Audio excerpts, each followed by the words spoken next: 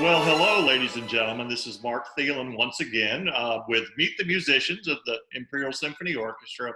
And this evening, actually this evening, we're doing this interview. We have just a wonderful young lady, a wonderful musician, and I can't tell you how thrilled I am to have her in the orchestra. Her name is Whitney Robles, and she's our principal flautist for the orchestra. How you doing tonight, Whitney? I'm doing great. How are you? I'm doing fantastic. So, as I ask you, this is always the first question.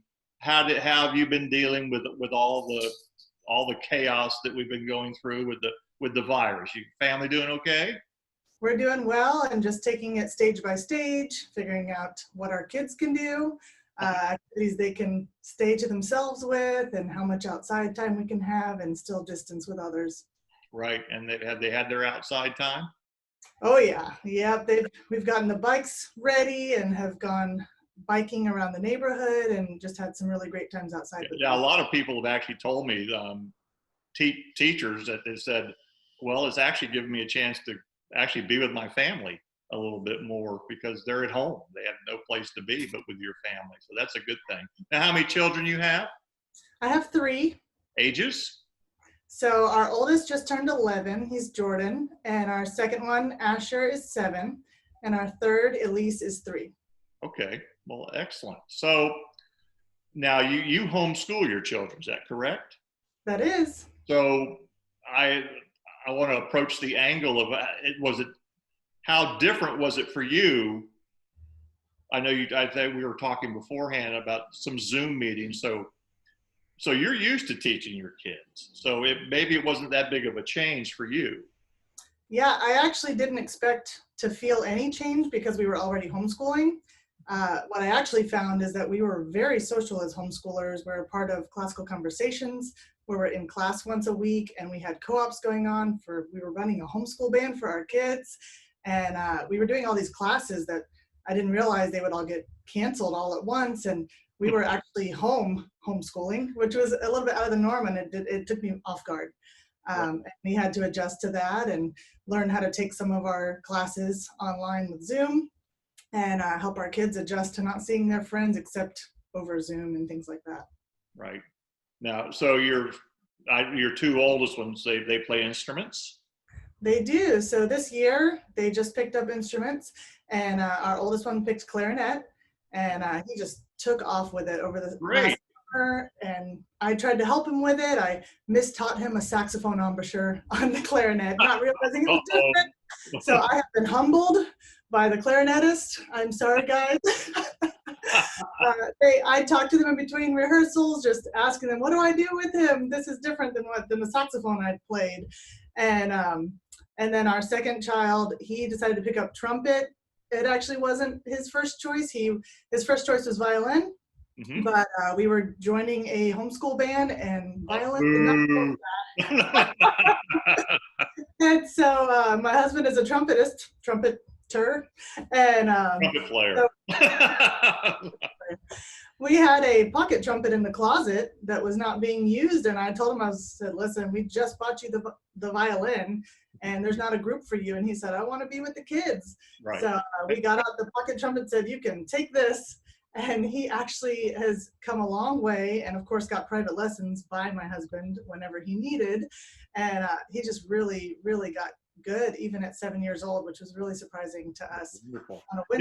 A lot of people think that, particularly a trumpet, well, kids can't start that early, but they really can because, they don't have the wind power. Now, I wouldn't start a 7-year-old necessarily on the tuba, but trumpet certainly is viable.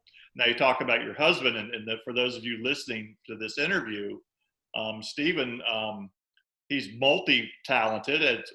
He has played trumpet with the ISO in the past, but if you were at a performance of our production of West Side Story in concert, you also heard Steve sing, and he's got a wonderful voice as well. Did he enjoy that experience? Oh yeah, that experience, it's actually really neat. That performance landed on our 10th anniversary, I think. Okay. The actual night of our anniversary. So I was playing flute and he was singing for it. And we actually celebrated our anniversary the way that we met, which was in college. We were performing together. And that's where we were dating and got engaged, and we got married right out of college, had our college jazz band play at our reception. So it was actually a really neat culmination for us with our anniversary. It was exciting. Wonderful. So you and I go back quite a ways. I know Whitney was in the orchestra at the Harrison School for the Arts in the flute section. Now, how did you get started with the flute? Well, I started when I was 9, and my mom tells me that I was in church one day playing with my Barbies, and this young lady, I think she was about 15, was actually performing at our church during the service, and she said I dropped my Barbies and just was just enveloped in this sound. And I honestly don't remember that exact moment, but my mom recognized it. And so when I was old enough to start flute, the school I was going to was a magnet school of the arts in Winter Haven. Okay. And they allowed us to start at 9 years old. And my band director, she was local here, Mrs. Strike. I think her family may be known around here. Yeah. She begged me to play the clarinet because there were so many flutes and saxophones playing. And I told her, no, I can't do it. I have to play flute. And so she let me. And I just think it's so funny looking at that now. So I started when I was 9. My parents bought me a flute used somewhere. It was working, and some other flute player came and showed me. She had played in high school. She said, this is how you play your first note. And it was a B flat. And she unassumingly taught me the wrong fingering. And That's where you see that. You get your saxophone. Well, you got your embouchures, not your fingerings. Yeah. So to this day, I still struggle with that fingering. I play a short B flat when I should play a long B flat. Okay. And, yeah, it was just the first thing. It's the only thing I knew for a few weeks. So. Well, it was something, I think it's important with kids.